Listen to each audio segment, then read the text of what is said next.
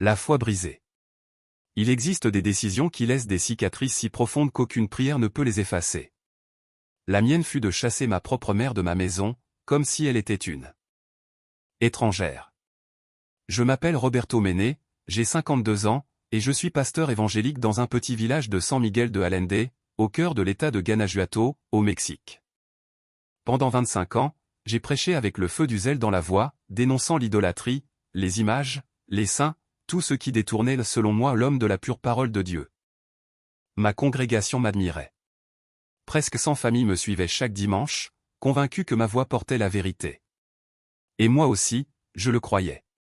Mais derrière ce masque de certitude brûlait une colère silencieuse, une honte intime, une blessure invisible que j'essayais d'étouffer dans mes sermons. Cette blessure portait un nom, ma mère. Ma vieille mère de 78 ans. Fragile mais tenace, habitait sous mon toit. Et chaque soir, quand la maison s'emplissait du murmure des grillons, j'entendais dans sa chambre le frottement discret des grains de son chapelet. Elle priait à genoux devant une petite image de la Vierge Marie. Ces sons me transperçaient le cœur comme des aiguilles. Je les prenais pour une offense, une profanation du sanctuaire que je croyais avoir bâti pour Dieu. Je l'avais prévenu 1000 fois. Je lui avais parlé avec douceur, puis avec autorité, puis avec colère. Mais elle, avec la patience infinie des mères âgées, me regardait simplement et disait : « Mon fils, la Vierge Marie m'a accompagné toute ma vie.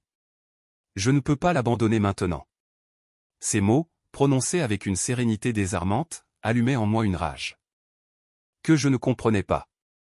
Je les percevais comme une trahison, comme si ma propre mère défiait mon ministère. Et pourtant, derrière cette colère, se cachait une autre émotion plus secrète. Plus douloureuse, la jalousie. J'enviais cette foi simple et lumineuse qu'elle portait en elle, une foi que ni mes sermons, ni mes études bibliques n'avaient jamais su m'offrir. Un soir, cette tension éclata. Ce fut le jour où j'ai commis l'acte qui allait marquer le reste de ma vie. C'était un dimanche, juste après le culte. Ce jour-là, j'avais prêché avec une ferveur inhabituelle. Ma voix tonnait dans le temple. Tu ne te feras point d'image taillée ni aucune ressemblance de ce qui est dans le ciel. Je sentais la puissance de Dieu couler à travers moi, j'entendais les « Amen » résonner entre les bancs de bois, et je croyais sauver des âmes de la damnation. Quand je rentrais à la maison, l'air était saturé d'un parfum de molle et de tortillas fraîchement faites, cette odeur d'enfance qui, d'ordinaire, apaisait tout en moi. Ma femme Claudia s'affairait dans la cuisine, souriante, le tablier plein de farine. Nos 2 enfants vivaient à Querétaro, la maison n'abritait plus que nous 3, Claudia, ma mère et moi. Mais ce jour-là, la paix domestique fut brisée par un détail anodin, la porte entr'ouverte de la chambre de ma mère. Je m'y arrêtai, comme attiré par une force contraire. Elle était là, agenouillée sur le carrelage froid, ses genoux gonflés par l'arthrite, les doigts serrés autour de son chapelet. Devant elle, une petite image de Notre-Dame de Guadalupe reposait sur une étagère. Elle murmurait ses prières dans un souffle. Ses lèvres tremblaient doucement, mais ses yeux brillaient d'une foi inébranlable. Ce spectacle me frappa en plein cœur. Je sentis ma gorge se nouer, mes mains se crisper. Dans ma tête résonnaient mes propres paroles de la matinée, ma maison servira le Seigneur, et lui seul. Je poussai la porte sans frapper. Ma mère leva les yeux, surprise. Roberto, mon fils, je ne t'avais pas entendu. Sa voix tremblait, pleine d'amour et de fatigue. Je n'entendis pas. Mon cœur battait trop fort. Je lançai d'une voix dure. Maman, nous avons déjà parlé de ça. Dans cette maison, on n'adore pas d'image. C'est un péché. Comment veux-tu que je prêche la vérité si ma propre mère vit dans l'erreur ? Elle resta calme, incroyablement calme. Ses yeux brillaient d'une lumière triste mais ferme. Je n'adore pas une statue, mon fils. Je prie la mère de Jésus. Elle intercède pour nous. Je ne lui rends pas un culte, je lui demande de l'aide. Ces mots étaient simples, empreints d'une sagesse ancienne. Mais dans mon esprit, ils sonnaient comme des blasphèmes. Je sentis le sang me monter à la tête. Ce sont des mensonges du démon, criai-je. Il n'y a qu'un seul médiateur entre Dieu et les hommes, Jésus-Christ. Marie n'était qu'une femme. Je saisis la petite image de la Vierge sur la tablette. Ma mère, effrayée, se leva péniblement et tendit les mains vers moi. « Roberto, s'il te plaît, ne fais pas ça. Cette image, c'est tout ce qu'il me reste de ta grand-mère. Elle me l'a donnée avant de mourir. Mais j'étais aveuglé. Je ne voyais plus ni sa fragilité, ni ses larmes. Je sortis de la chambre avec la statuette dans les mains, comme un soldat portant un trophée de guerre. Dans la cuisine, Claudia se figea en me voyant. « Roberto, qu'est-ce que tu fais » dit-elle, la voix tremblante. Je ne répondis pas. Je traversai la pièce, ouvris la porte du patio et jetai l'image dans la poubelle, entre les restes du déjeuner. Ma mère m'avait suivi. Ses mains tremblaient, son visage ruisselait de larmes. « Mon fils, je t'en supplie, ne fais pas ça. » Je me retournai, le regard dur, et prononçai les mots les plus cruels de toute ma vie. « Maman, tu dois choisir. Cette image ou cette maison. Je ne peux pas servir Dieu et tolérer l'idolâtrie sous mon toit. Si tu tiens à cette statue plus qu'à ton fils, alors pars. » Il y eut un silence. Un silence lourd. Si profond que même les oiseaux du patio cessèrent de chanter. Ma mère me regarda longuement. Et dans ce regard, il n'y avait ni haine, ni peur, seulement de la compassion. De la compassion, pour moi. Comme si elle voyait, derrière mon masque de pasteur, un enfant perdu. Elle essuya ses larmes du bord de son tablier et murmura d'une voix brisée mais ferme. « Très bien, mon fils. Je choisis la Vierge Marie. Elle ne m'a jamais abandonné. Et je ne l'abandonnerai pas, pas même pour toi. » Ces mots me transpercèrent comme des flèches. Claudia laissa échapper un cri étouffé et courut vers ma mère. « Ne dites pas ça, s'il vous plaît. Roberto est en colère, mais il va se calmer. » Mais moi, je ne voulais plus écouter. Je sentais la colère battre dans mes tempes. Je ne voyais plus qu'une chose, la désobéissance. « Très bien, dis-je froidement. Si c'est ton choix, alors fais tes bagages. Tu ne peux plus rester ici. » Claudia me saisit le bras. « Roberto. Es-tu devenu fou? C'est ta mère. Elle a 78 ans, où veux-tu qu'elle aille ?» Je la repoussai brusquement. Elle a choisi, Claudia. Elle préfère une idole de plâtre à son propre fils. Qu'elle parte donc vivre avec ses saints, puisqu'elle les aime tant. Ma mère ne pleura plus.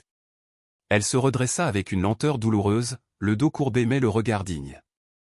Puis elle retourna dans sa chambre sans un mot. Dans les yeux de ma femme, je vis quelque chose que je n'avais jamais vu, du dégoût. Cette nuit-là, je ne trouvais pas le sommeil. Le silence de la maison me semblait immense, presque sacrilège. Je croyais avoir défendu la foi, mais tout en moi se vidait, comme si j'avais commis un meurtre. Invisible. Au matin, la chambre de ma mère était vide. Sur le lit soigneusement fait, elle avait laissé un petit chapelet, celui qu'elle utilisait chaque soir. Et sur la table, une simple note. Écrite d'une écriture tremblée. « Mon fils, je prie pour que Dieu t'enseigne ce que ni la colère ni la fierté ne peuvent apprendre, l'amour. » Je restai longtemps debout, la feuille entre les doigts. Le soleil entrait doucement par la fenêtre, illuminant la poussière dans l'air, comme une pluie d'or suspendue. Et pour la première fois depuis des années, je tombai à genoux non pas pour prêcher, mais pour pleurer. Je crus sentir alors, dans le vent du matin, un parfum léger de fleurs et d'encens, celui qui accompagnait toujours les prières de ma mère. Était-ce mon imagination? Je ne sais pas. Mais à cet instant, j'ai compris que quelque chose de sacré m'avait quitté.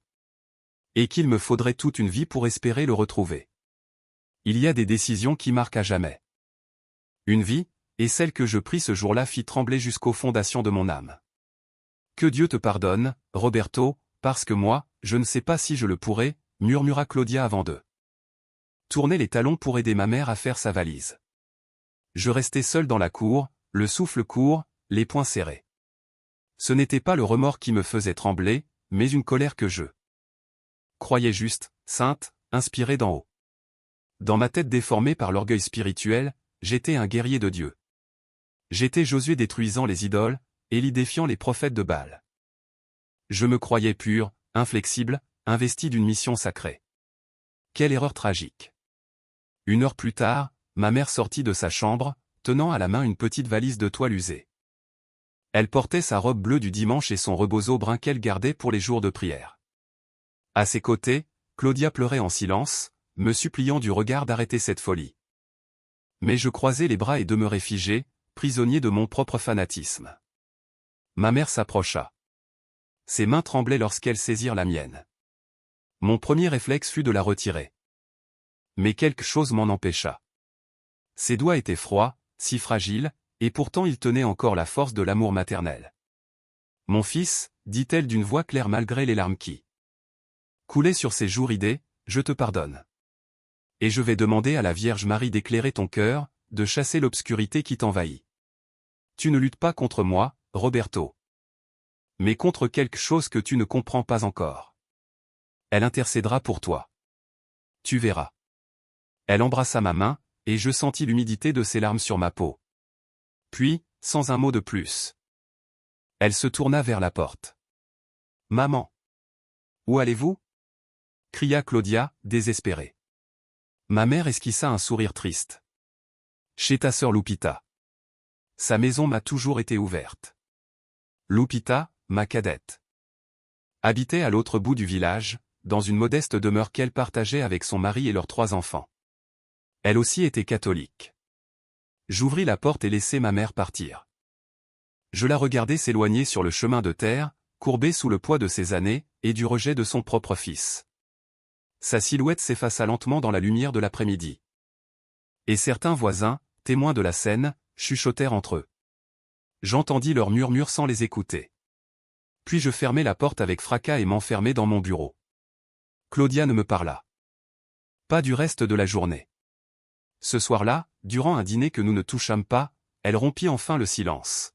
« Roberto, ce que tu as fait aujourd'hui ne vient pas de Dieu. Cela vient de ton orgueil. » Je levai les yeux vers elle, le regard dur. « Tu ne peux pas comprendre, Claudia. C'est une affaire spirituelle. En tant que pasteur, j'ai une responsabilité devant Dieu et devant mon Église. » Elle secoua lentement la tête et se leva de table. « Non, Roberto. Le seul qui ne comprend pas ici, c'est toi. Et ce que je vois me fait peur. Je ne reconnais plus l'homme que j'ai épousé. » Elle quitta la pièce, et la porte de notre chambre se referma doucement, comme un verdict silencieux. Pour la première fois en 28 ans de mariage, nous dormîmes sans un mot. Les jours suivants furent étrangement lourds, comme si la maison entière me jugeait. Claudia me parlait à peine, elle préparait mes repas en silence et mangeait seule dans la cuisine pendant que je restais isolé au salon. Le soir, lorsqu'elle se couchait, elle me tournait le dos, et si je tentais de me rapprocher, elle s'éloignait un peu plus. Jamais je n'avais ressenti une solitude aussi épaisse, aussi glaciale, au cœur même de mon foyer. Au temple, tout semblait pourtant inchangé. Personne ne mentionna l'incident, ou du moins, personne n'osa le faire. Je prêchais avec la même ferveur qu'avant, peut-être même davantage, comme si je voulais me convaincre moi-même que j'avais agi selon la volonté divine. Je parlais d'obéissance à Dieu avant tout, même au-dessus des liens du sang. Je citais les paroles du Christ, « Je ne suis pas venu apporter la paix, mais l'épée. » Mes sermons résonnaient puissamment entre les murs du temple, mais dans mon cœur, un vide s'élargissait. Silencieux, insatiable. Un après-midi, on frappa à ma porte. C'était Lupita. Cela faisait des années qu'elle n'était pas venue. Son visage était fatigué, ses yeux gonflés par les larmes. « Roberto, » dit-elle d'une voix tremblante, « il faut que je te parle. » Je la laissai entrer à contre-cœur. Nous nous assîmes dans le salon. Elle ne perdit pas de temps. « Maman va très mal. Elle pleure chaque nuit. Elle ne mange presque plus. Tout ce qu'elle fait, c'est prier pour toi. Elle demande à la Vierge d'ouvrir ton cœur. » Ces mots me traversèrent comme une flèche, mais je refusai de céder. « Lupita, » répondis-je froidement, « elle a fait son choix. Je lui ai donné l'occasion de choisir entre sa foi erronée et la vérité. Elle a préféré ses images à son fils. » Ma sœur me fixa, incrédule. « Tu t'entends parler ? Tu as demandé à une femme de 78 ans de renier la foi qu'il a soutenue toute sa vie. Quelle sorte de fils fait cela ? Quelle sorte de pasteur ? Je me levai brusquement. Le genre de pasteur qui refuse de transiger avec l'idolâtrie. Le genre de fils qui aimassait sa mère pour vouloir la sauver de l'enfer. Lupita se leva à son tour. Les yeux pleins de larmes. Non, Roberto. Tu ne l'aimes pas. Tu n'aimes que ton orgueil, ta réputation, ce que les gens pensent de toi. Maman n'adore pas des idoles, elle aime la mère de Jésus. Mais toi, tu es devenu aveugle à cause de ta fierté. Je lui ordonnai de quitter ma maison. Elle obéit sans répondre, se contentant d'un dernier regard empli de pitié avant de fermer la porte derrière. Elle. Cette nuit-là, le sommeil me fuit. Je restai dans mon bureau, la Bible ouverte devant moi. Je cherchais désespérément des versets pour me donner raison, pour apaiser ma conscience. Et, bien sûr, je l'ai trouvé. On trouve toujours ce qu'on veut dans les Écritures quand on lit avec l'intention de se justifier. Les jours passèrent. Une semaine, puis 2. Claudia demeurait distante. Froide, comme si un mur invisible s'était dressé entre nous. Un soir, mes enfants appelèrent depuis Querétaro. Lupita leur avait tout raconté. « Papa, comment as-tu pu faire ça ?» demanda Daniel. Mon fils aîné. Grand-mère ne fait de mal à personne. Ses prières sont sa consolation. Je lui exposai mes arguments, mes convictions théologiques, ma responsabilité pastorale. Il m'écouta sans m'interrompre. Puis, d'une voix calme mais ferme, il dit « Je crois que tu es en train de perdre ce qui compte vraiment, papa, en défendant ce que tu crois être juste. Mais c'est ton choix. » Ces mots me frappèrent comme une gifle. Peu après, ma fille Andrea appela à son tour. Sa voix était étouffée par les sanglots. « Papa, je t'en supplie, va voir grand-mère. Demande-lui pardon. Elle t'aime. Elle se fiche de ta paroisse, de tes sermons, de tes principes. Elle t'aime, c'est tout. » Je restai de marbre. Je ne peux pas, Andrea. C'est une question de principe. Elle raccrocha sans dire au revoir. Le dimanche suivant, je prêchai sur le coup du discipolat. J'affirmais que suivre le Christ impliquait parfois de tout perdre, même sa famille. Certains fidèles hochèrent la tête, admiratifs. D'autres échangèrent des regards troublés. À la fin du culte, don Esteban, un ancien de l'église, s'approcha. C'était un homme âgé, au regard profond. Empreint de douceur et de sagesse. « Pasteur Roberto, dit-il doucement, puis-je vous parler un moment ?» Nous entrâmes dans mon bureau. Il referma la porte et s'assit lentement face à moi. Ses yeux gris semblaient percer mon âme. « Je vous respecte, Roberto, et je vous estime comme pasteur. Mais j'ai entendu des choses sur votre mère, et je dois vous le dire. » Mon corps se tendit. Aussitôt. « C'est une affaire familiale, don Esteban. » Il leva la main pour m'interrompre. « Laissez-moi finir. J'ai moi aussi été catholique, avant ma conversion, il y a 40 ans. Je sais ce que c'est que de quitter certaines traditions, certains symboles. Mais jamais, jamais je n'ai rejeté ma famille pour cela. Ma femme est restée catholique jusqu'à sa mort. Et je l'ai aimée. Respectée, honorée, chaque jour de notre vie commune. Je demeurai muet. Ces paroles frappaient directement là où ma certitude s'effritait. Don Esteban poursuivit. Dieu ne vous demande pas de choisir entre la vérité et l'amour. L'amour fait partie de la vérité. Si votre foi vous éloigne de la compassion, alors ce n'est plus la foi, c'est une prison. Ces mots restèrent suspendus dans l'air, lourd, simple et lumineux à la fois. Je ne trouvais rien à répondre. Cette nuit-là, en rentrant chez moi, j'entendis le vent souffler contre les vitres. La maison était silencieuse. Trop silencieuse. Je m'assis dans le salon, seul, face à l'obscurité. L'image de ma mère, marchant sur le chemin de terre, sa valise à la main, revint me hanter. Et pour la première fois depuis longtemps, je sentis quelque chose se fissurer dans mon cœur. Je compris, confusément, que je n'avais pas défendu Dieu. J'avais défendu mon orgueil. Que j'avais prêché la lumière tout en vivant dans les ténèbres. Et dans ce silence qui pesait comme une confession, je crus entendre la voix lointaine de ma mère, douce et calme, priant encore pour moi. La faute du pasteur. Don Esteban me regarda droit dans les yeux. Sa voix, calme mais ferme, résonna dans le silence de mon bureau. L'amour, Roberto, est au-dessus de toute doctrine. Jésus nous l'a enseigné. Tu peux connaître chaque verset, posséder toute la théologie du monde, mais si tu n'as pas l'amour, tu n'as rien. Première épître aux Corinthiens, chapitre 13. Il posa une main paternelle sur mon épaule, puis se leva. Sans ajouter un mot, il quitta la pièce, me laissant seul avec ces paroles qui tombaient sur ma conscience comme des gouttes d'acide. Cette nuit-là, je ne trouvais pas le sommeil. Les mots de Don Esteban résonnaient dans ma tête comme des cloches obsédantes.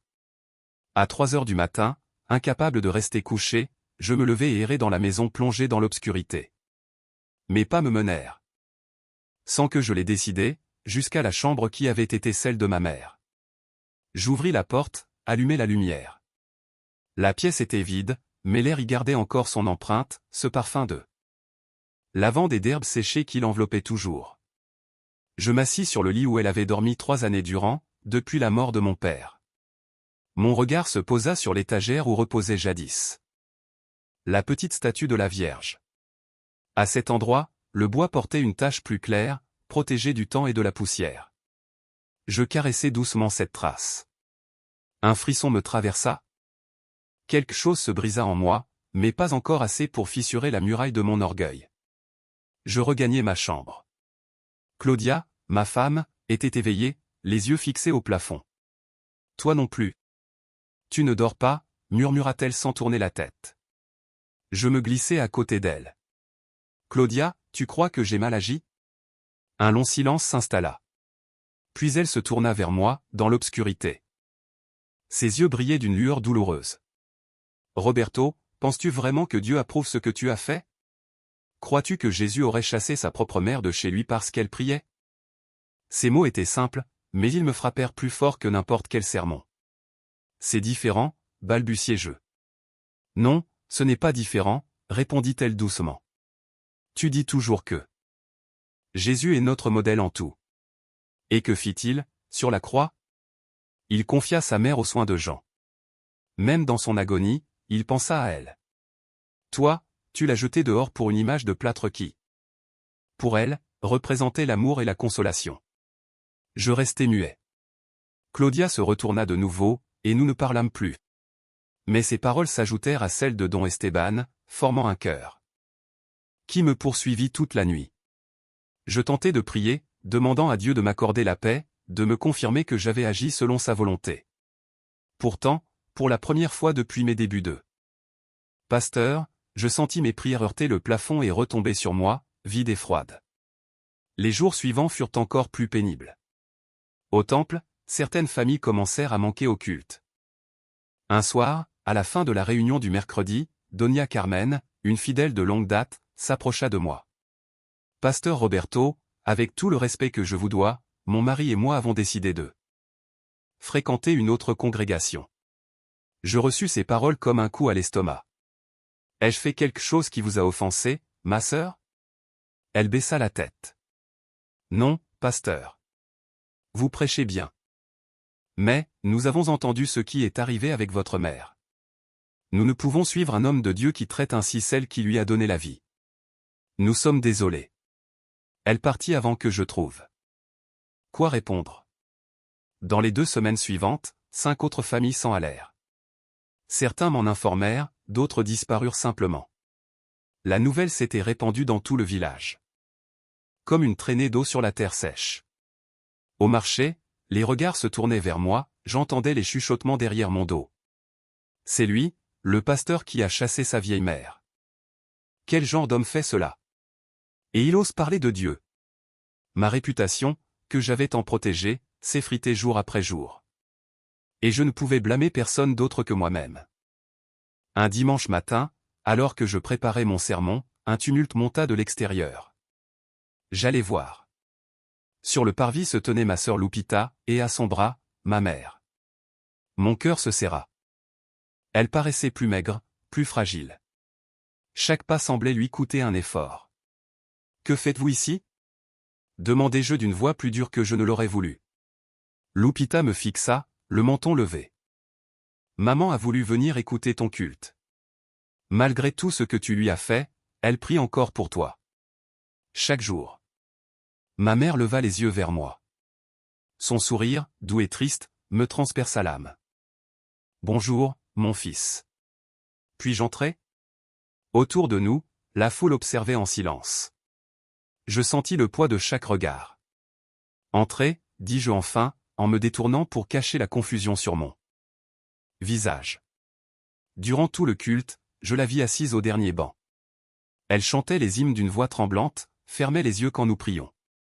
Et lorsque je prêchais, elle me regardait avec une attention bienveillante, hochant la tête de temps à autre comme si chacune de mes paroles était un trésor. À la fin du service, plusieurs sœurs vinrent la saluer, l'embrasser, lui demander de ses nouvelles. Ma mère leur répondait avec cette gentillesse simple qui désarme tout. Avant que je puisse m'approcher, Lupita la conduisit dehors. Je ne sus jamais si c'était elle qui avait voulu partir. Vite ou si ma mère n'avait pas voulu me confronter. Mais je restais là, figé, la gorge nouée, incapable de prononcer un mot pour la retenir. Cet après-midi-là, après le culte, je m'enfermai dans mon bureau. Claudia frappa plusieurs fois, mais je ne répondis pas. J'avais besoin d'être seul, même si ma solitude était devenue une torture. Revoir ma mère dans le temple, si fragile et pourtant si pleine de foi, m'avait brisé. Elle m'écoutait encore prêcher, moi qui l'avais humiliée devant tout le village. C'était comme recevoir un coup direct au cœur. Je tombai à genoux devant mon bureau. Seigneur, murmurai-je, donne-moi un signe. Montre-moi si j'ai eu raison, ou si je me suis égaré. Mais il n'y eut que le silence. Un silence lourd, étouffant, comme si le ciel s'était fermé. Je pris ma Bible au hasard.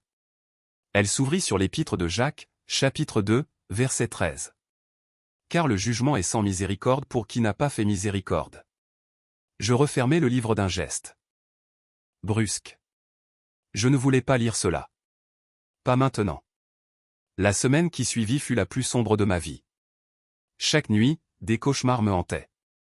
Je voyais ma mère marcher seule sur une route interminable, traînant sa petite valise de toile. J'essayais de la rattraper, mais mes jambes restaient immobiles, comme clouées au sol. Je me réveillais trempé de sueur, haletant. Claudia m'entendait respirer lourdement, mais elle ne posait plus de questions. Le silence entre nous était devenu un mur infranchissable. Le jeudi suivant, au marché, je la vis. Ma mère. Elle était là. Devant un étal de légumes, effleurant les tomates du bout des doigts. Elle portait son éternelle robe bleue et son rebozo brun. Elle paraissait minuscule, vulnérable. Quelque chose en moi criait de courir vers elle, de la serrer contre moi, de lui demander pardon. Mais mes jambes refusèrent encore d'obéir. L'orgueil, ce démon que j'avais nourri si longtemps, me tenait captif. Elle le valait. Nos regards se croisèrent. Je m'attendais à lire la colère, le reproche, la douleur. Mais je n'y vis qu'amour. Un amour pur, inconditionnel, celui qu'une mère porte à son enfant même quand il la rejette. Elle esquissa un léger sourire et leva la main pour me saluer. Je hochai la tête, incapable d'en faire davantage. Elle paya ses légumes, rangea lentement sa monnaie, puis s'éloigna. Appuyé sur son bâton. Je restai planté là, immobile, la main crispée sur le sac de provisions. Autour de moi, le marché bourdonnait de vie, des vendeurs criaient leurs prix, des enfants riaient. Des oiseaux tournoyaient dans le ciel brûlant. Et moi, au milieu de tout cela, je sentais que je venais de perdre quelque chose d'irremplaçable. Une tendresse, une bénédiction, un lien sacré. Quelque chose qu'aucun sermon, aucune réputation, aucune église ne pourrait jamais me rendre. La foule passait autour de moi, indifférente, poursuivant le fil tranquille de sa vie. Tandis que je sentais la mienne se désagréger de l'intérieur. Le bruit du marché, les voix, les odeurs de fruits et de pain chaud m'étouffaient soudain. Je laissai tomber le sac de provisions et sortis presque en courant. J'avais besoin d'air, de silence, d'un espace pour respirer. Je marchai longtemps, sans direction, à travers les rues de San Miguel de Allende, cette ville que j'avais tant de fois traversée sans vraiment la voir. Je passai devant l'église du village, cette église coloniale au fronton rose, fière et immobile sous le soleil, tandis que ses cloches tintaient au loin. Des femmes âgées, drapées dans leurs rebozo, franchissaient le seuil, des hommes ôtaient leurs chapeaux avant d'entrer, de jeunes mères guidaient leurs enfants d'un pas paisible. Tous semblaient portés par une même lumière intérieure, celle-là même que je voyais jadis sur le visage de ma mère lorsqu'elle priait. Je restais là, figé, observant la porte ouverte. Pour la première fois depuis 25 ans, je ne ressentis ni colère ni jugement, mais une étrange curiosité. Pourtant, je n'entrai pas. Je tournai les talons et repris lentement le chemin de la maison. Claudia m'attendait. Dans le salon. Elle n'était pas seule. Don Esteban, mon ami et mentor, était assis à ses côtés, tout comme le frère Miguel, un des anciens du temple. Dès que je franchis la porte, leurs regards graves me transpercèrent. Roberto, dit doucement Don Esteban, nous devons parler. Je m'assis, le cœur battant, conscient que quelque chose d'irréversible allait être dit. Nous avons beaucoup prié, reprit-il d'une voix calme, et nous sommes parvenus à une décision difficile. Le temple est en train de se diviser. Des familles s'éloignent, et ce n'est pas à cause de la doctrine, mais à cause de ce qui s'est passé avec ta mère. Nous pensons que tu dois prendre du recul, te retirer quelque temps pour chercher Dieu, vraiment. J'eus l'impression que le sol s'effaçait sous mes pieds. Vous me destituez? Demandai-je d'une voix rauque. Le frère Miguel secoua la tête. Non, Roberto. Nous te demandons simplement de te reposer. 2 ou 3 mois. De réparer ce qui peut l'être, de retrouver ta paix. Ensuite, si tu sens que tu es prêt, nous en reparlerons. Don Esteban posa alors sa main sur mon épaule. Tu es un bon prédicateur, Roberto. Tu connais les Écritures mieux que beaucoup. Mais la connaissance sans amour ne vaut rien. Et je crois que tu as oublié ce qu'est le véritable amour. Je ne trouvais rien à répondre. Une partie de moi voulait crier. Se défendre, invoquer la justice, mais une autre, plus profonde, savait qu'ils avaient raison. D'accord, murmurai-je enfin d'une voix brisée. Je prendrai ce temps. Ils hochèrent la tête, me serrèrent la main, puis quittèrent la maison, me laissant seul avec Claudia. Elle s'approcha sans un mot et, pour la première fois depuis des semaines, m'enlaça. Dans ses bras, toute ma résistance se fissura. Je pleurais. Je pleurais pour ma mère, pour mon orgueil, pour tout ce que j'avais détruit de mes propres mains. Cette nuit-là, le sommeil refusa encore de venir. Je restai allongé, les yeux ouverts sur le plafond, sentant peser sur moi le vide immense de tout ce que j'avais perdu, ma place de pasteur, le respect de ma congrégation, la confiance de ma femme, la complicité de mes enfants, et surtout, la présence de ma mère. Tout cela, je l'avais sacrifié sur l'autel de ma fierté. J'avais défendu mes idées comme un soldat défend un drapeau, sans voir que je perdais mon âme. Vers 4 heures du matin, incapable de rester allongé, je me levai. Dans la cuisine silencieuse, je fis du café. L'arôme me ramena aussitôt à elle. Ma mère se levait toujours avant tout le monde pour me le préparer exactement comme je l'aimais, peu de sucre, une pointe de cannelle. Ce geste simple, que j'avais toujours trouvé banal, me poignarda soudain de nostalgie. Sur la table, ma vieille Bible reposait, ouverte à demi. Je la pris sans réfléchir et l'ouvris au hasard. Mes yeux tombèrent sur l'Évangile selon Luc, chapitre 15, la parabole du Fils prodigue. Je la connaissais. Par cœur, je l'avais prêchée des dizaines de fois. Mais cette fois, les mots se mirent à brûler. Pour la première fois, je ne me vis pas dans le père aimant, mais dans le frère aîné. Celui qui n'est jamais parti, mais dont le cœur s'est fermé. Mon fils, toi, tu es toujours avec moi, et tout ce que j'ai est à toi. Mais il fallait bien se réjouir, car ton frère que voici était mort et il est revenu à la vie, il était perdu et il a été retrouvé. Je relus ces lignes encore et encore. Je compris alors, j'avais été si soucieux d'être juste, si obsédé par la pureté doctrinale, que j'en avais oublié la miséricorde. Ma justice m'avait rendu injuste. Ma foi, dure et sèche, m'avait rendu cruel envers ma propre mère. Je fermai la Bible et enfouis mon visage dans mes mains. Seigneur, pardonne-moi, soufflai-je. J'ai été orgueilleux. J'ai été aveugle. J'ai utilisé ton nom pour protéger ma vanité. Et dans ce murmure, quelque chose se fissura enfin. Ce n'était pas encore la paix, mais le début d'une lumière, mince et fragile, s'infiltrant dans les ruines de mon cœur. Quand l'aube se leva, ma décision était prise, je devais aller la voir. Peu importait qu'elle me rejette, qu'il soit trop tard. J'avais besoin de lui demander pardon. Je pris une douche, m'habillai et sortis sans même déjeuner. Claudia dormait encore. San Miguel s'éveillait doucement. Le soleil dorait les toits, les oiseaux chantaient dans les arbres, et chaque détail de ce matin paisible contrastait avec le tumulte que je portais en moi. Je marchai les 8 pâtés de maison jusqu'à la maison de ma sœur, Lupita. Elle m'ouvrit la porte, les mains couvertes de pâte, le tablier blanc taché de farine. Son visage trahissait la surprise. « Roberto? Que fais-tu ici ?» Sa voix n'était ni dure ni tendre, simplement prudente. « J'ai besoin de voir maman, s'il te plaît. » Elle resta silencieuse un moment, scrutant mes yeux, cherchant sans doute à savoir si l'homme qu'elle avait connu existait encore en moi. Puis, lentement, elle hocha la tête et s'écarta. Elle est dans la chambre du fond. Elle se repose encore. Elle est faible ces derniers temps. Je traversai le couloir étroit. Sur les murs, des photos de famille, des images de saints, un grand crucifix, tout ce que j'avais méprisé pendant des années. Chaque pas était un rappel de mon arrogance passée. Devant la porte du fond, je frappai doucement. « Entre » dit une voix douce, un peu tremblante. Je poussai la porte. Ma mère était là, étendue sur son petit lit, une couverture de laine sur les jambes. Elle paraissait plus frêle, plus pâle, mais quand elle me vit, une lumière traversa son regard. « Roberto, mon fils » murmura-t-elle en tentant de se redresser. Je m'élançai vers elle. « Non, maman, ne bouge pas. » Je tombai à genoux près du lit et pris sa main. Elle était froide, légère comme un oiseau.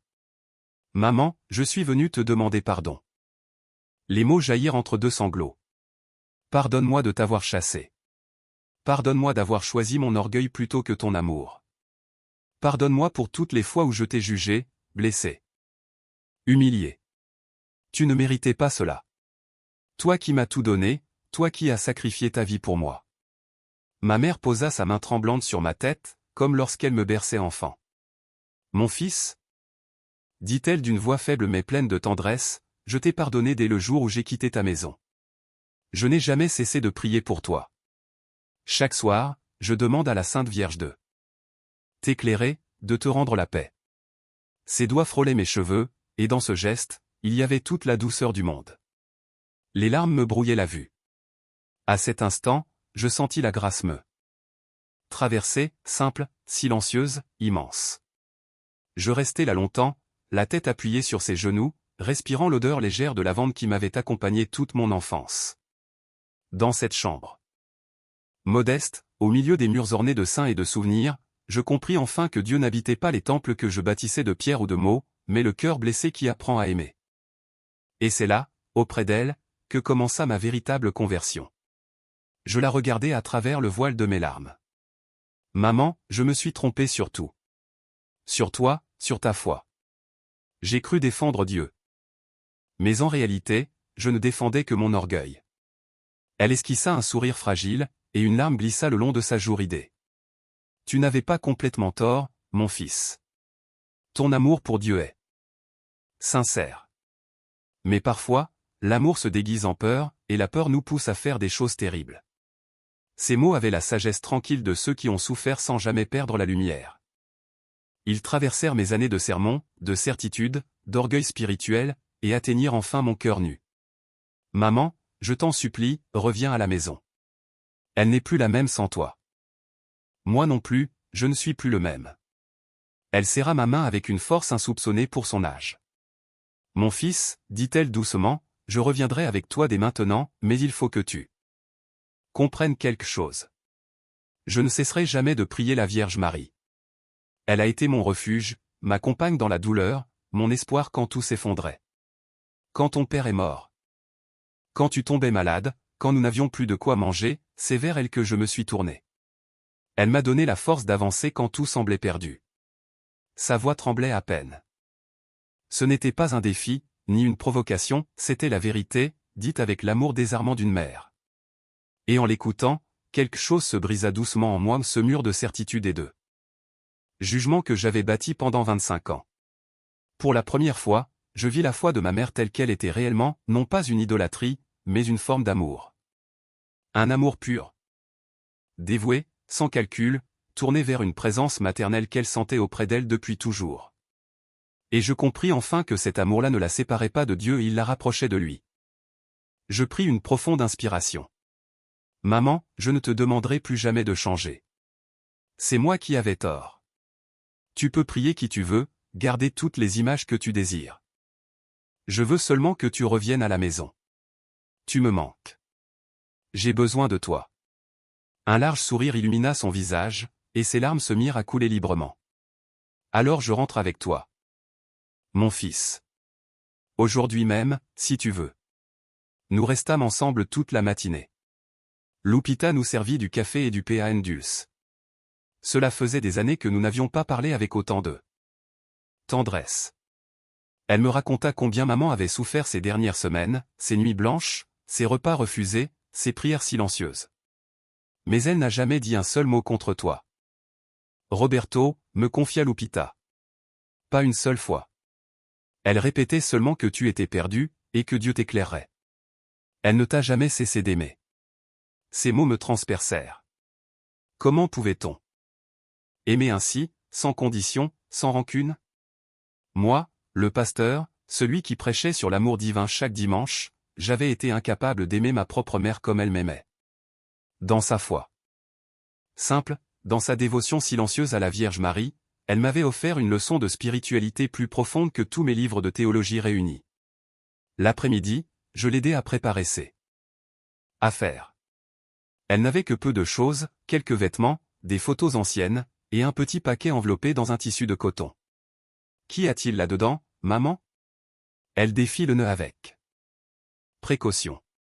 À l'intérieur, reposait la même image de la Vierge de Guadalupe que j'avais jetée à la poubelle dans un accès de colère. Lupita est allée la récupérer cette nuit-là, expliqua-t-elle. Elle l'a nettoyée et me l'a rapportée. Elle disait que quelque chose d'aussi précieux pour moi ne méritait pas de finir ainsi. Je regardais Lupita, les yeux brillants de gratitude. C'est aussi ma mère, Roberto, dit-elle simplement. Et même si je ne partage pas ta religion, je respecte ce qui compte pour elle. Je pris l'image entre mes mains. Pour la première fois, je ne la vis plus comme un symbole interdit, mais comme un souvenir vivant.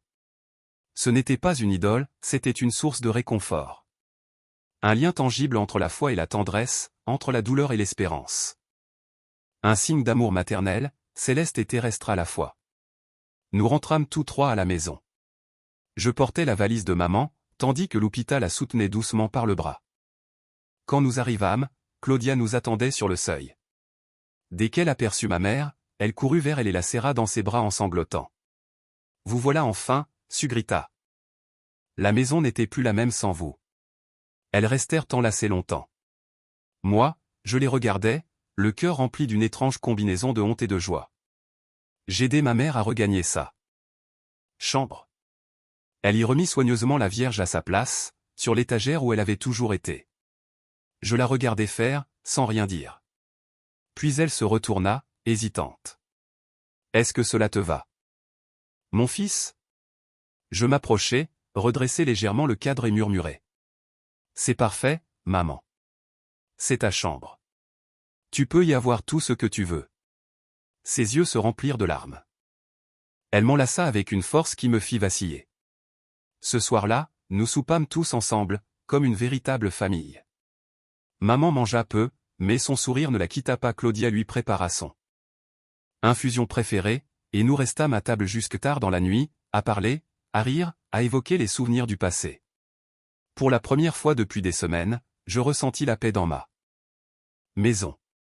Au moment de l'aider à se coucher, je l'abordai comme elle le faisait autrefois pour moi.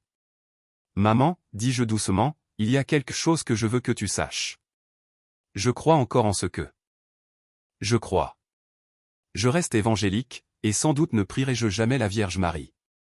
Mais j'ai compris quelque chose d'essentiel, l'amour est plus grand que nos différences. Et c'est toi qui me l'as appris. Elle posa sa main sur ma joue avec une tendresse infinie.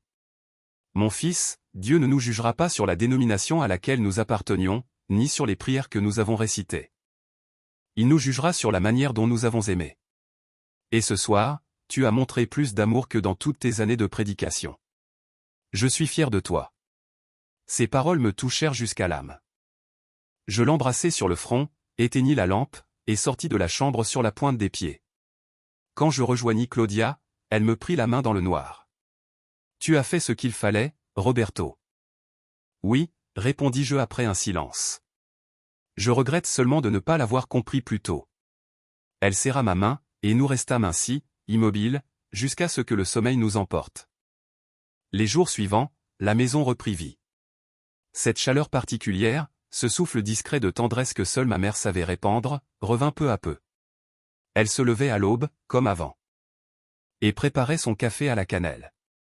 L'odeur emplissait toute la maison. Claudia et elle cuisinaient ensemble, riaient, se racontaient des histoires. Depuis mon bureau, j'écoutais leur complicité et sentais en moi quelque chose se réparer lentement, couche après couche, comme une plaie longtemps fermée qui retrouvait enfin la lumière. Mais il restait encore une blessure plus profonde. Une part de mon âme que je n'avais pas identifiée. 3 jours après son retour, un mercredi soir, un phénomène étrange se produisit. J'étais dans mon bureau, plongé dans un livre, quand un parfum de rose envahit soudain la maison. Ce n'était pas une odeur ordinaire, elle était douce et puissante à la fois, d'une pureté presque irréelle. On aurait dit qu'elle venait de partout. Qu'elle flottait dans l'air comme une prière invisible. Je posai mon livre, surpris. « Claudia! Tu as acheté des fleurs ?» criai-je vers la cuisine. Elle apparut, essuyant ses mains dans un torchon. « Non, pourquoi ?» Puis elle le sentit à son tour. Ses yeux s'agrandirent. « Qu'est-ce que c'est ? » « C'est merveilleux. » Nous parcourûmes la maison, suivant cette fragrance mystique. Elle semblait s'intensifier à mesure que nous approchions de la chambre de ma mère. Je m'arrêtai net sur le pas de la porte, le cœur battant. Quelque chose, je ne savais quoi, se préparait à nous révéler un mystère que ni la foi ni la raison ne pouvaient expliquer. Et dans ce silence suspendu, dans ce parfum de rose qui semblait venu du ciel lui-même, je sentis qu'un miracle discret venait d'entrer dans notre maison. Un miracle né du pardon, de l'amour, et de la foi d'une mère. Je frappai doucement à la porte de sa chambre. « Maman, tu vas bien ?» Aucune réponse. Le silence me glaça. J'insistai. Plus fort cette fois. « Maman !» Une angoisse brûlante me serra la poitrine. Je poussai la porte sans attendre. Ma mère était agenouillée devant l'image de la Vierge, le chapelet entre les doigts. Immobile, les paupières closes, le corps se balançant légèrement comme porté par un souffle invisible. « Maman !» criai-je en courant vers elle. Je la pris par les épaules, mais elle ne réagissait pas. Un parfum enivrant de rose emplissait la pièce, si intense qu'il me fit tourner la tête. Claudia, affolée, s'élança chercher le docteur Moral, notre médecin du village. Je portai ma mère jusqu'à son lit, sa respiration était faible mais régulière, sa peau très pâle, pourtant tiède encore. « Maman, je t'en prie, réveille-toi. » murmurai-je en caressant son visage ridé. Claudia revint. Essoufflée. « Le docteur arrive. » Qu'est-ce qui s'est passé ? Elle s'est évanouie ? Je restai muet. Je n'avais jamais vu rien de semblable. Ma mère semblait dormir, mais d'un sommeil étrange. Son corps était là, son esprit semblait ailleurs, dans un lieu que je ne pouvais imaginer. Les minutes s'étirèrent, pesantes, déformées, comme si le temps lui-même retenait son souffle. Le parfum de rose persistait, dense, presque tangible. Puis, lentement, ma mère entr'ouvrit les yeux. Son regard erra un instant dans le vide, comme si elle revenait d'un très long voyage. « Maman ?» soufflai-je, la gorge serrée. « Tu m'entends ?» Elle me regarda enfin, mais il y avait dans ses yeux une lumière que je n'avais jamais vue. « Roberto » murmura-t-elle d'une voix faible, mais vibrante d'émotion. « Oui, maman, je suis là. » Ses lèvres tremblèrent, un sourire naquit. Je l'ai vu, mon fils. Je l'ai vu. Mon cœur bondit dans ma poitrine. Qui? Qui as-tu vu? Je l'aidai à s'asseoir, glissant un oreiller derrière son dos. Ses mains tremblaient quand elles saisirent mon bras. La Vierge Marie, répondit-elle avec ferveur. J'étais en train de prier pour toi, pour ta communauté, pour ton cœur si tourmenté, et soudain, j'ai senti une présence. Claudia et moi échangeâmes un regard stupéfait. Au début, continua ma mère, j'ai eu peur. Puis la lumière est venue. Une lumière douce, dorée, comme celle d'un matin éternel. Et dans cette lumière, elle est apparue.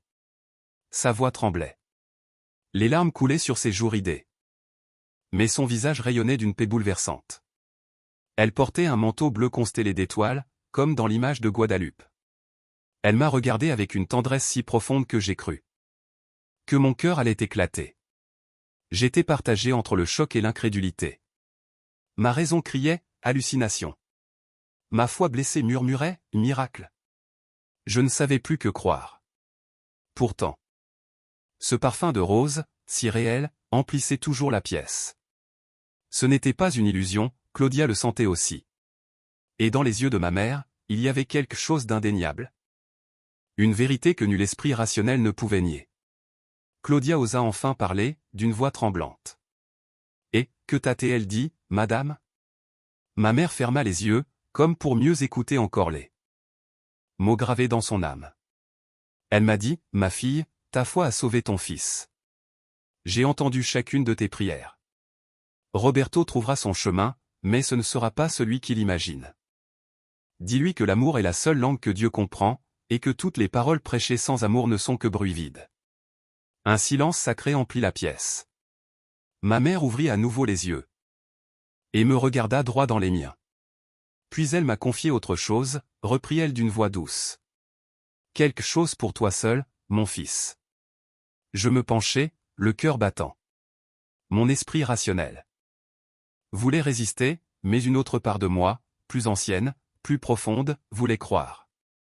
Qu'a-t-elle dit, maman? Elle serra mes mains dans les siennes, fragile mais brûlante de vie. Dis à Roberto que sa mère terrestre et sa mère céleste n'ont jamais été rivales.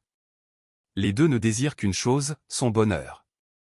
Dis-lui d'arrêter de bâtir des murs là où Dieu veut élever des ponts. Ces mots tombèrent sur moi comme une pluie de lumière. J'eus l'impression qu'un mur de pierre se fissurait dans ma poitrine, que quelque chose d'ancien, de dur, se brisait enfin. Des larmes jaillirent, incontrôlables, lavant des années d'orgueil. Maman, je ne sais plus que penser, sanglotai-je. Je ne sais plus si je crois ou si je rêve. Toute ma vie, j'ai prêché que ces visions n'étaient qu'illusions, que la foi devait être sans image, sans symbole. À cet instant, la porte s'ouvrit brusquement. Le docteur Moral entra, haletant, sa mallette à la main. On m'a dit que la Sonora s'était évanouie. Il s'approcha, professionnel, méthodique, prit son pouls, sa tension, examina ses yeux avec une petite lampe. Pendant qu'il travaillait, je restais figé, observant le visage serein de ma mère. Au bout de quelques minutes, il se redressa, perplexe. Tout est normal, mieux que normal, même. Sa tension est parfaite, son rythme cardiaque fort. Êtes-vous sûr qu'elle s'est sentie mal? Ma mère lui adressa un sourire lumineux. Je me sens merveilleusement bien, docteur. Je ne me suis jamais sentie aussi vivante. Le médecin fronça les sourcils, cherchant une explication rationnelle, puis son nez se plissa. Et ce parfum? Vous avez acheté des fleurs? Nous secouâmes tous la tête. Il haussa les épaules, déconcerté. Eh bien? Si tout va bien, appelez-moi seulement si cela recommence. Et il partit, nous laissant dans cette chambre saturée du parfum impossible des roses. Les jours suivants furent baignés de silence. Personne n'osa reparler de la vision, mais rien n'était plus comme avant. Ce parfum, gravé dans ma mémoire, semblait accompagner chaque prière, chaque respiration. Il avait laissé une empreinte invisible dans mon âme. Je pris enfin le temps que les anciens de l'Église m'avaient demandé, non pour défendre mes certitudes, mais pour les démonter, pierre après pierre, devant Dieu. Un soir, je sortis dans le jardin. Le soleil se couchait derrière les collines, dorant les fleurs que Claudia entretenait avec dévotion. Ma mère était là, agenouillée entre les massifs, tenant l'arrosoir. D'une main, touchant les pétales de l'autre comme si chaque fleur était une prière. Je la regardai longtemps. Le vent agitait doucement ses cheveux gris. Je me rendis compte qu'elle ne priait pas. Seulement, elle conversait. Pas à voix haute, pas avec des mots, mais avec son cœur. Je compris alors que ma foi avait toujours été un combat, un duel entre la raison et le mystère. Entre la doctrine et l'amour. Ma mère, elle, n'avait jamais combattu. Elle avait simplement aimé. Ce soir-là, je m'agenouillai près d'elle. Elle me sourit sans surprise, comme si elle m'attendait. « Tu sens encore les roses, n'est-ce pas » dit-elle doucement. Je hochai la tête, incapable de parler. « Elles ne viennent pas du jardin » murmura-t-elle. « Elles viennent d'elle. » Quand ton cœur s'ouvre, le ciel s'ouvre aussi. Je fermai les yeux. L'air vibrait autour de nous. Pour la première fois, je ne ressentis ni peur, ni doute. Seulement une paix immense, comme si une main invisible m'avait enfin touché le cœur. Je compris alors les paroles de la Vierge, l'amour est le seul langage que Dieu parle. Toutes mes prédications, toutes mes certitudes s'effacèrent devant cette vérité simple. J'avais cru défendre Dieu, en réalité, je l'avais enfermé dans mes mots. Cette nuit-là, je relus mes anciens sermons. Je rayai des lignes entières, supprimai des jugements. Des condamnations, des certitudes creuses. Et à la place, j'écrivis. Aime. Même quand tu ne comprends pas. Aime, car c'est le seul chemin qui mène à la vérité. Depuis ce jour, chaque fois qu'un fidèle entre dans mon église, il sent ce léger parfum de rose sans savoir d'où il vient. Moi, je sais. C'est le souvenir d'une visitation, la trace d'une grâce que je n'ai pas méritée. Mais que j'ai enfin acceptée. Et chaque soir, avant de fermer les yeux, j'entends la voix de ma mère, douce et ferme à la fois. Ne construis plus de murs, Roberto. Laisse Dieu bâtir ses ponts. Le soleil de l'après-midi baignait ma mère d'une lumière dorée. Elle semblait en paix, complètement en paix. Je m'assis à côté d'elle sur le vieux banc de bois. Maman, puis-je te demander quelque chose ? Elle posa l'arrosoir et me regarda avec ses yeux pleins de sagesse. Bien sûr, mon fils. Toutes ces années où tu as prié la Vierge Marie, as-tu déjà eu l'impression de t'éloigner de Jésus ? Ma question était sincère, sans trace de jugement. Elle réfléchit un instant avant de répondre. Au contraire, mon fils. Chaque fois que je prie Marie, j'ai l'impression qu'elle me rapproche de son fils. C'est comme lorsque tu étais petit et que je te prenais par la main pour te présenter à des gens importants. Elle me prend la main pour me conduire vers Jésus. Je l'ai toujours ressenti. Ainsi. Sa réponse simple balaya des années de raisonnement théologique. Il n'y avait dans sa foi ni superstition ni idolâtrie, seulement l'amour d'un enfant envers une mère céleste. Et cet amour, loin de l'éloigner de Dieu, l'avait gardé fidèle pendant 78 ans. 3 mois plus tard, lorsque les anciens de l'Église m'appelèrent pour me demander si je voulais revenir au prêche. J'acceptai, mais à une condition, ne plus jamais juger la foi d'autrui avant d'en comprendre la source. Don Esteban sourit. Cela ressemble à de la sagesse, Roberto. Mon premier sermon de retour porta sur la femme syrophénicienne qui supplia Jésus pour sa fille. J'y parlais de tolérance, de compassion, Jésus ne l'avait pas rejetée parce qu'elle était différente, il l'avait accueillie à cause de sa foi et de son amour. Pendant que je prêchais, j'aperçus ma mère à la 3e rangée, son rosaire caché dans la poche de son tablier, un sourire de fierté éclairant son visage. Ce soir-là, avant de me coucher, j'allais lui souhaiter bonne nuit. L'image de la Vierge était toujours sur la tablette, mais je ne la regardais plus avec sévérité. Je la voyais pour ce qu'elle était. Le petit objet qui avait accompagné ma mère dans ses nuits les plus sombres, le signe tangible qu'elle n'avait jamais été seule. Merci, maman, lui dis-je en l'embrassant sur le front. De ne jamais avoir renoncé à moi.